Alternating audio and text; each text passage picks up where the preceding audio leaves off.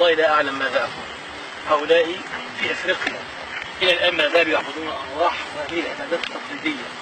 فأنا أسأل الله عز وجل أن يهديهم، وأسأل الله عز وجل أن يأخذ بنواصيهم من هذا الدين الذي يعبدون فيه الأرواح ويعبدون فيه الأصنام ويعبدون فيه هذه الأمور إلى عبادة الله عز وجل وحده. ولذلك أنا أطلب من الدعاء في كل مكان، أيها الدعاة المخلصين الله عز وجل، ما زال أمامكم الكثير من الناس لا يعرفون دينهم ولا يعرفون الله عز وجل ولا يعرفون هذه الأمور.